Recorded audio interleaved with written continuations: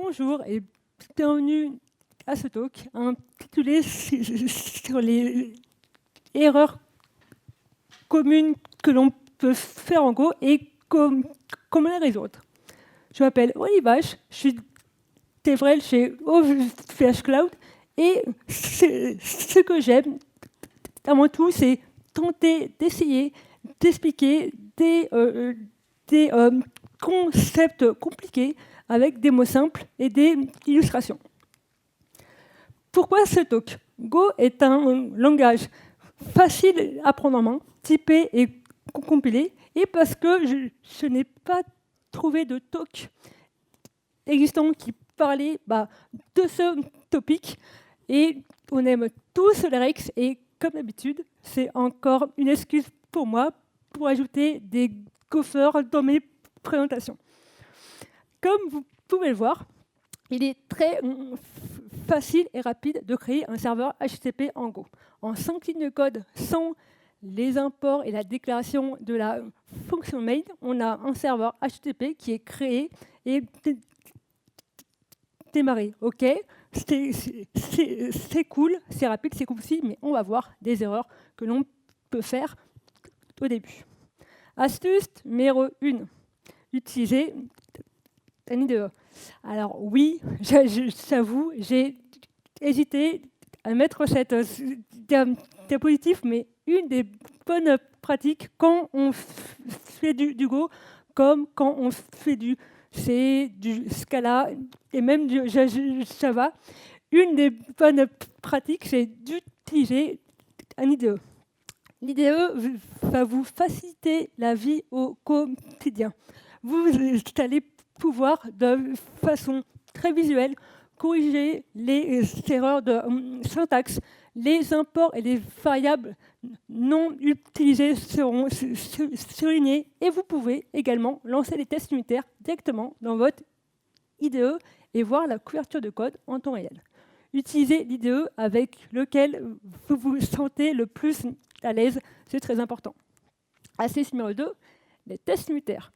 Mais Aurélie, pourquoi tu nous parles de tests unitaires? Tester, c'est douter.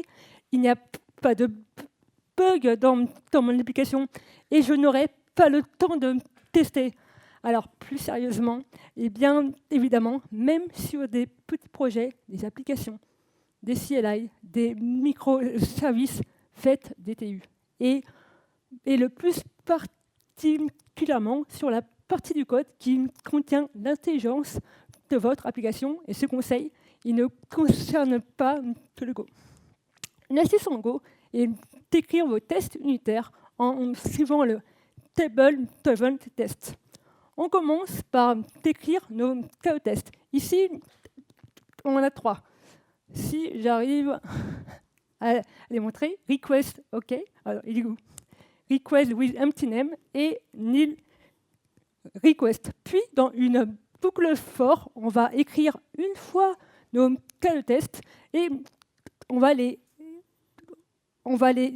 exécuter du coup tous nos tests sur tous nos cas de test et cela évite de dupliquer du code.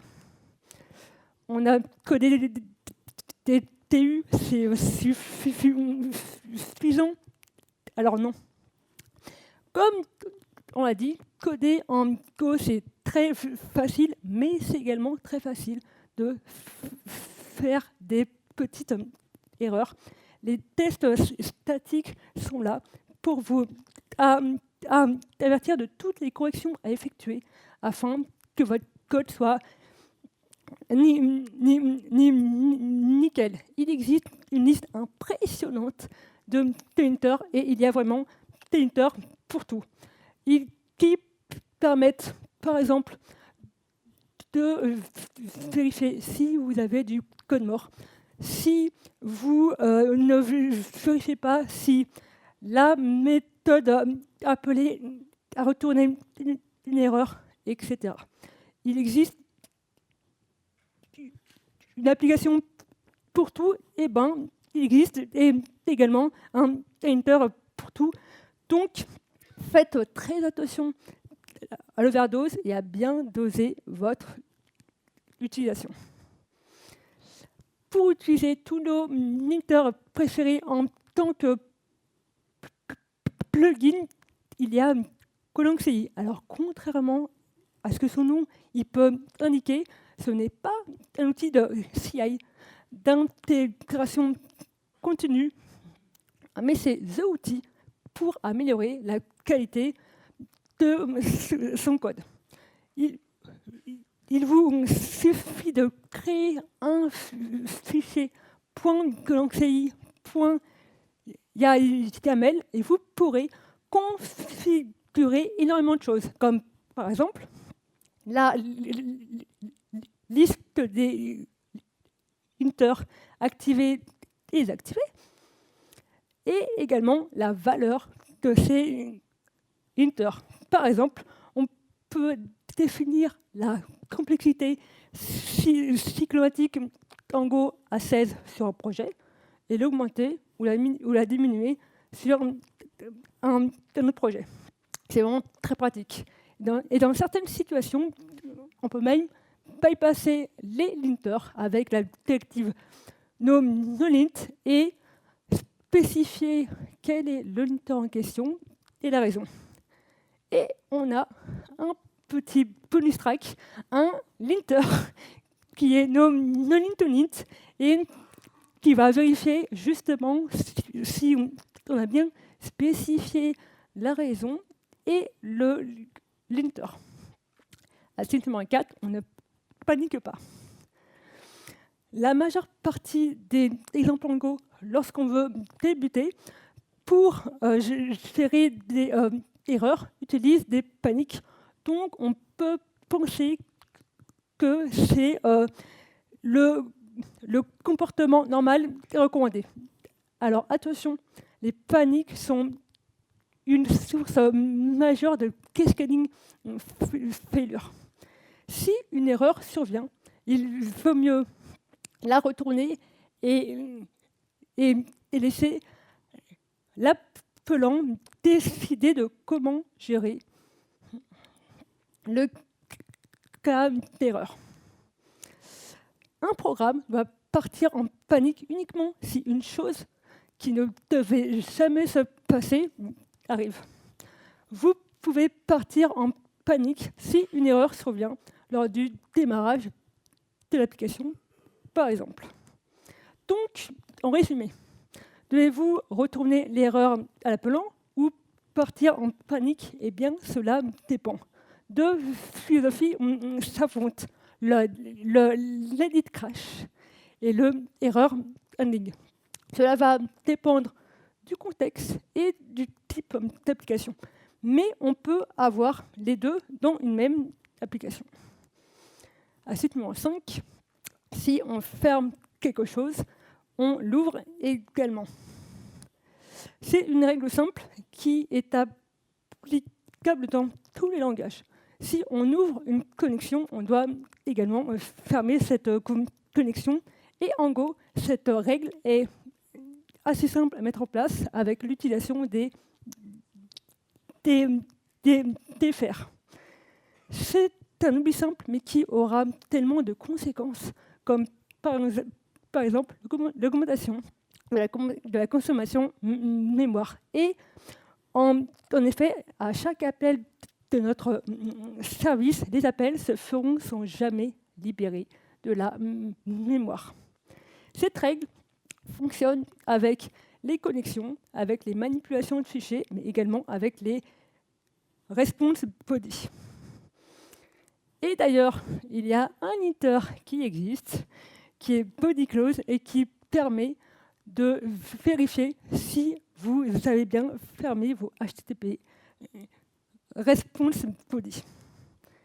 On va également vérifier les erreurs. Si nous reprenons un exemple précédent, on peut s'apercevoir que la méthode close est bien présente et on respecte la bonne pratique de la gérer du coup dans un DFR. Le problème est quoi? C'est que si on regarde la définition de la méthode, elle retourne une erreur que nous ne gérons pas du tout actuellement. La solution va être de créer une fonction anonyme dfr qui s'occupera de gérer la fermeture de la connexion et on pourra assigner l'erreur retournée à une variable. Si une erreur survient lors de la fermeture, par exemple, cette erreur renvoyée sera nulle, enfin nulle. Astuce numéro 7, on va parler des breaks. Que va-t-il se passer si la fonction myFunction retourne un booléen et égal à true? À votre avis, le break va arrêter quoi? Tout ou que le switch? Eh oui, que le switch. Bon, zut alors. Et là, dans ce second exemple, en fait, eh ben, c'est pareil. Le break va arrêter uniquement le select. Et ce n'est pas du tout ce que nous voulions. Une des solutions est d'utiliser des labels break afin que le break stoppe toute la boucle et non pas uniquement un select ou un switch. On va parler des contextes. Le contexte est un concept super important mais peu connu ou mal compris par les développeurs.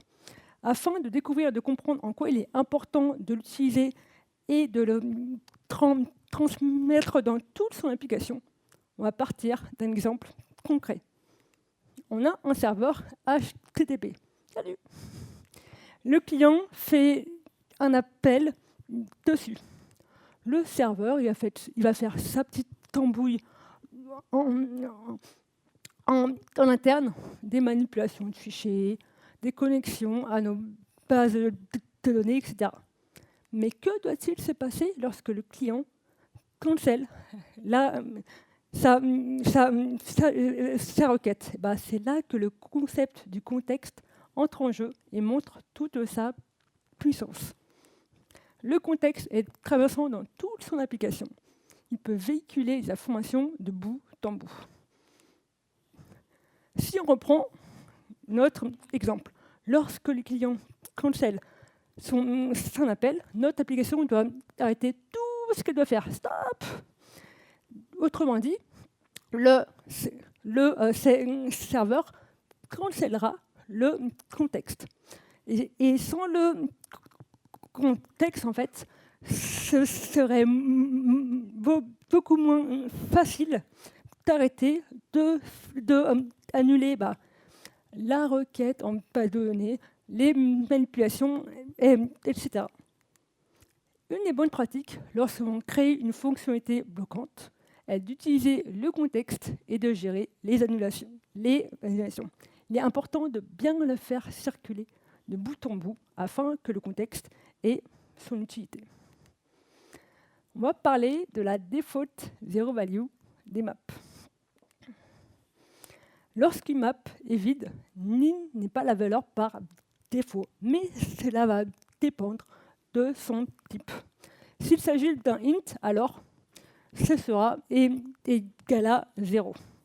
Si on regarde cet exemple, on a une méthode qui compte le nombre d'occurrences de chaque caractère dans une string. Donc, grâce à ce comportement, on n'a pas à vérifier si la map est pas vide, si on a déjà une occurrence du caractère avant de l'incrémenter, etc. Donc, connaître cette particularité permet d'avoir du code plus propre et plus concis, sans test superflu. Les strings ont des subtilités. Lorsque nous voulons compter le nombre de caractères d'une string, notre premier réflexe est du coup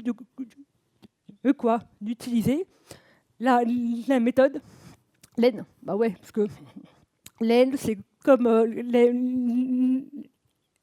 Hence, donc du coup, un peu normal. Et non, problème, len compte le nombre de quoi?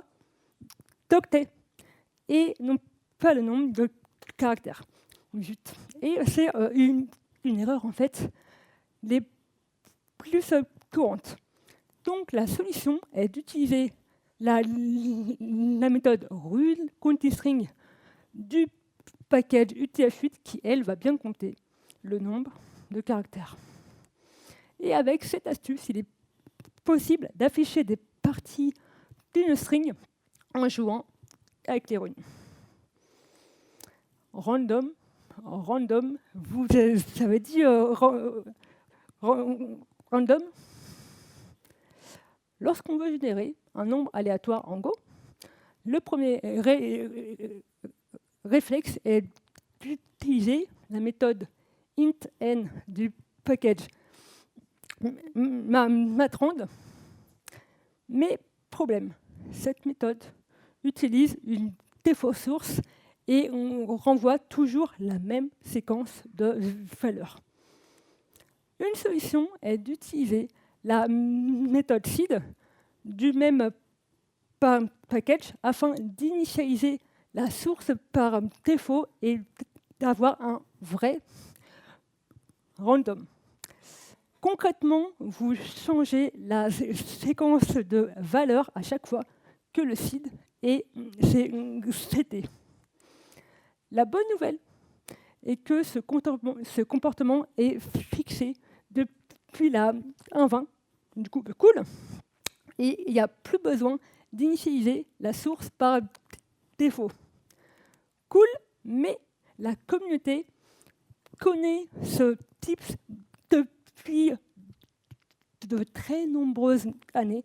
Donc, si votre code a des bugs, il vous suffit de déactiver rand auto-seed et c'est tout. Et si vous devez manipuler des données sensibles, utilisez le package CryptoRand à la place. Un header ne peut être lu qu'une seule fois. Alors, c'est une erreur dans laquelle je suis tombée. Donc, alors oui, je suis une boulette. Hein. Un header ne peut être lu qu'une fois, et en effet, io.header est traité comme un stream, donc il ne peut être lu deux fois. Cet exemple montre une mauvaise manipulation du header. Le premier buffer aura bien sa réponse à un get du site exemple.com, mais le deuxième sera nul. Donc le SHA 256 que l'on log sera quoi? Nul? Non. Il sera incorrect, égal à celui de dev nul.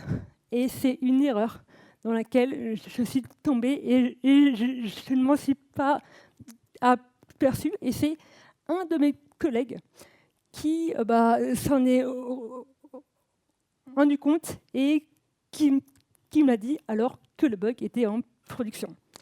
Donc voilà, Walou. Donc non, la solution ne va pas être de faire appel à Harry Potter, enfin à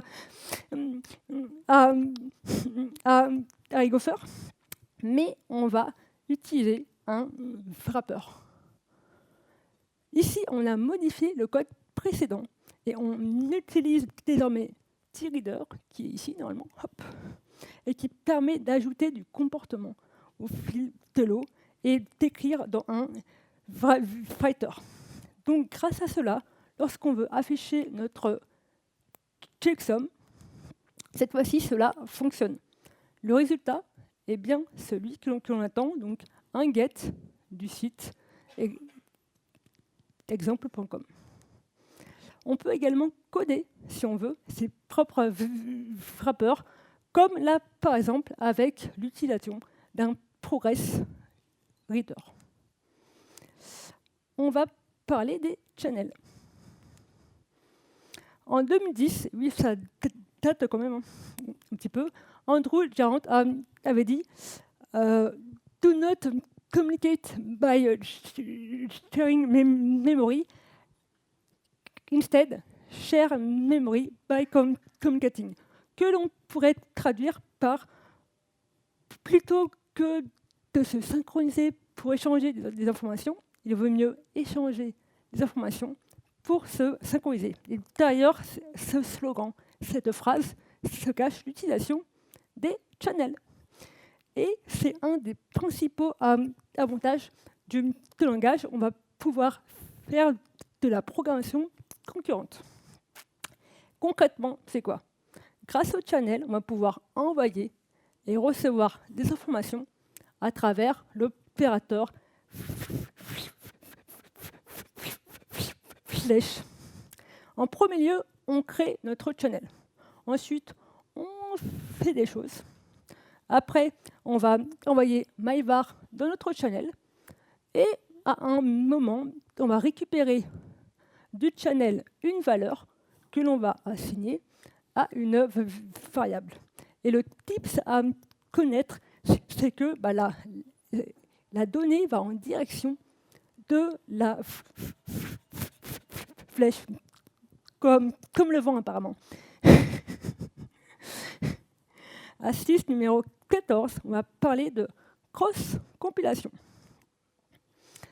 GoReader est une CLI, un outil en immutable commande qui va s'occuper de créer pour vous les releases sur GitHub, GitLab, Kitty. Il va créer des images Docker, donc faire de la cross-compilation et même créer les formulas Homebrew. Et c'est du coup très pratique. Grâce à cela, vos applications pourront être installées facilement avec Brew. Il va générer vos TarGZ, zip et autres. Et du coup, au lieu de builder vos applications à la mano ou bien avec du GoBuild, du Make, du Mage ou du Cotask, je recommande d'utiliser GoReader.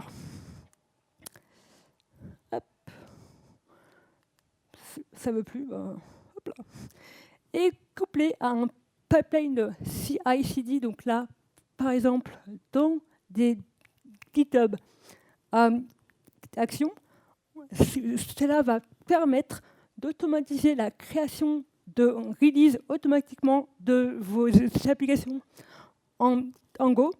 Et honnêtement, moi, dans toutes mes applications Go, je mets du GoReader et c'est vraiment le combo idéal.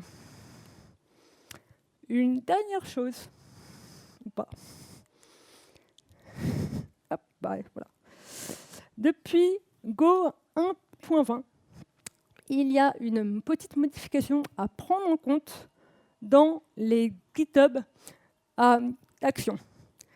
Il faut mettre la valeur de la version de Go entre côtes, parce que là, sinon, ça sera la version Go 1.2 qui sera prise en compte. Oui, c'est ballot du coup. Raté. Allez, un petit bonus track quand même. Parfois, une commande GoGet peut échouer. On essaye encore et encore, et ça ne marche toujours pas. Et on ne comprend pas en fait. Donc, OK, on va regarder avec un Go help-get. Alors, j'ai quoi du coup à ma disposition? Un moins T, un moins U, un moins V. Ah, cool! V, verbose. Et ça rajoute en gros pas des masses, donc du coup, non, ça ne marche pas. Alors que le type à connaître est le -x qui n'est pas du tout documenté. Du tout. Alors que c'est une option qui m'a, moi, sauvé des heures et des heures de stress, de grognement en fait, et de cheveux blancs. Et donc, en gros, en fait, cela met tout ce qui est fait en sous-marin. Et c'est très pratique, mais c'est toujours pas documenté, donc je ne comprends pas du tout, en fait, moi. Je ne comprends pas, mais moi, c'est pas grave.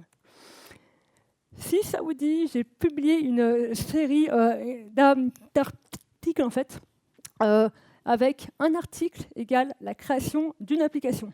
Par exemple, une CLI, une API REST du gRPC, un bot sur Discord et même une application sur la Nintendo Game Boy Advance.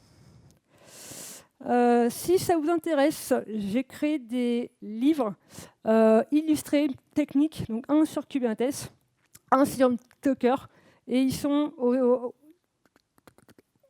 au stand ou bien sur Amazon.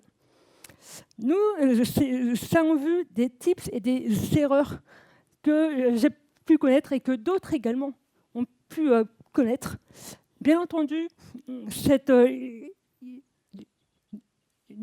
liste est non exhaustive, mais si ça vous intéresse, je l'augmenterai. Donc, continuez d'apprendre, d'explorer, de manipuler, de vous tromper, de tester des choses. Merci. Timing. Donc, j'ai 3 minutes. Avez-vous des questions ou des remarques ou autres? Et d'ailleurs, si vous pouvez me donner vos feedbacks, en fait, soit là ou bien sur l'application, je pense, T-Vox, et n'hésitez pas.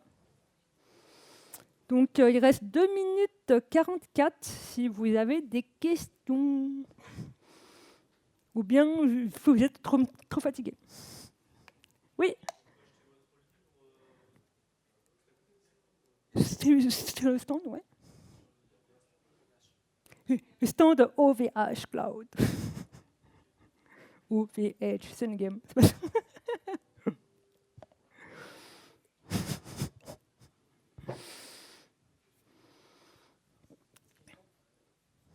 Des questions, des remarques, non, ou autres. On aime les gophers, c'est ça?